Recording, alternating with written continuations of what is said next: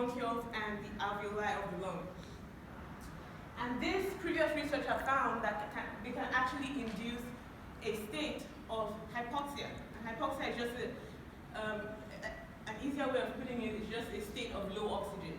With the presence of particulate matter within the system, the exchange of oxygen and CO2 between the alveoli and capillaries tends to reduce, and hypoxia has been seen in activating inflammation and cell death, as well as endoplasmic reticular stress.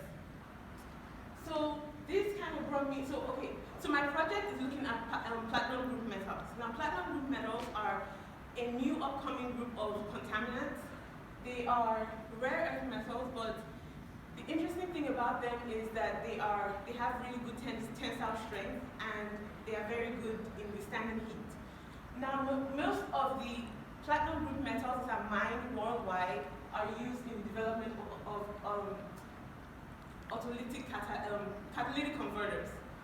A good portion of the platinum group metals are also used in the manufacture of jewelry, they're seen in the chemical industry, they're seen in the manufacture of glass, they're used as dental alloys, they're used in the medical field in the development of platinum-based chemotherapeutics. So their uses are very vast. Previous researchers are finding out that the levels of platinum group metals in the environment have risen over time since we actually started using them as environmental, using them in catalytic converters to help convert CO2, to help convert carbon monoxide to CO2 and nitric oxide as well. So it brought us to ask the question, can these particulate matter actually induce hypoxic genes that play a role in the development of disease? Simply because there are individuals who have no familiar history of respiratory diseases who don't have that lifestyle of either smoking or any kind of unhealthy lifestyle that could actually affect the pulmonary system. So we wanted to see if these environmental contaminants can actually play a role in the development of these genes that are important in pulmonary diseases. Now, the interesting thing about platinum group metals is that in their inert form, they don't cause any problems. But when they get released into the atmosphere, they interact with other compounds in the air or in the soil that can actually make them turn them into salt. So for our project, or part of our project, what we did was we took normal lung cells and then we exposed them to a combination of platinum group salts. Now we used two different types of platinum group salts. We used those ones that are soluble in water and those ones that are not. Simply because the salts in the environment are also a mixture. So we did that, and then we looked at the genes that play a role in the development of hypoxia. So for our hypoxic panel, we looked at 88 different types of genes that were expressed. And of the 88 different types of genes that are generally expressed under hypoxic stress, these seven genes popped out at us. ADAM17, CCL2, EP300, interleukin 1B, serpin 1A, SFRP1, and toll-like receptor 4. So what we did was we looked at them after 24 hours and we looked at the expression again after 48 hours. The interesting thing is some of the genes after 24 hours had a decline, like ADAM17, but after 48 hours we saw an increase in the expression of that gene. But then other genes like EP300 had an upregulation and then had a slow decline because we started focusing on those genes that had a 1.5-fold or greater change. So I'm going to just kind of summarize everything together. For our research, exposing lung cells to platinum group salts activated serpin 1A and ADAM17, but downregulated EP300, SFRP1, and TLR4. Now, EP300 is a gene that codes for a protein called histone acetyltransferase, and it's important in epigenetic modification.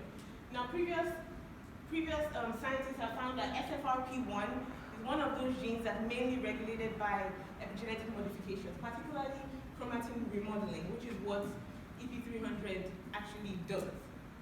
And SFRP1 is important for cell growth and cell differentiation. So under certain types of stress, the absence of SFRP1 would limit the amount of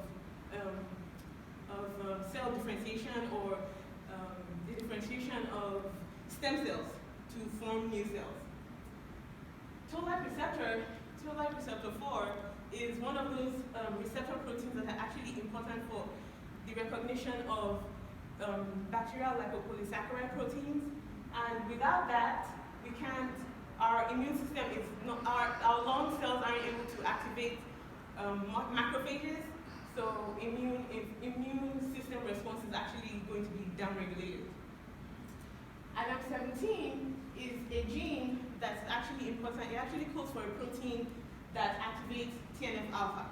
TNF-alpha is important. It plays a role in the inflammatory process and also activates MAP kinases as well as nuclear NF-kappa B, and it's important for cell proliferation.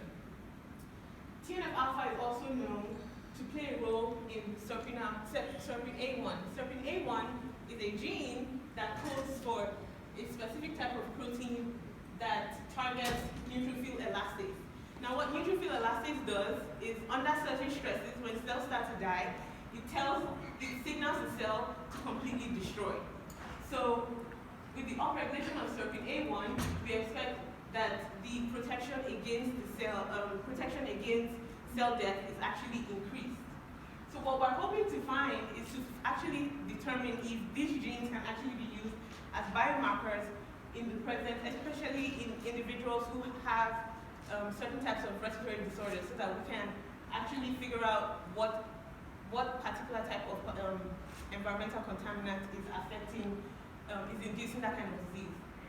We also hope to look at the methylation patterns of these genes, because from part of our study that I don't have time to present the data, we actually looked at other epigenetic proteins that are important for gene regulation, and those ones were either upregulated or downregulated depending on their specific function. So we want to see if those proteins that we are seeing upregulated are actually playing a role in gene expression.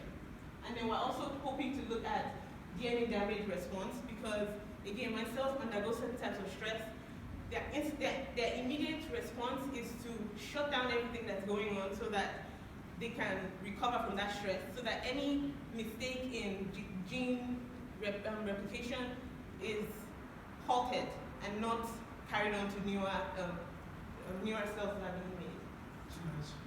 So, yeah, that's mainly my project, part of my project. And I would like to thank NSF and my mentor and my committee members, my lab members, and of course, our summer interns. So over the past 3 years, we've actually been able to work with a lot of high school students and undergrads who have actually played a huge role in our experiments. These are my references. Any questions?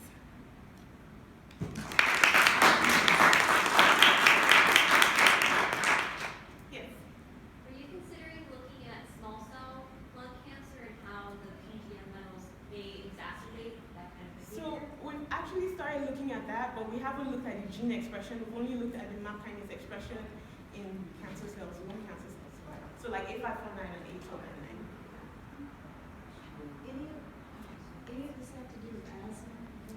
Well, yes, simply because of the different types of the effects of particulate matter in general. So researchers just,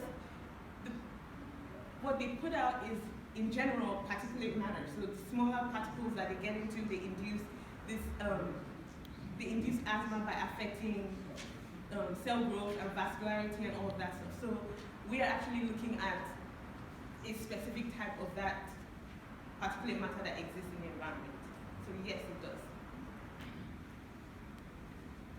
Any other questions?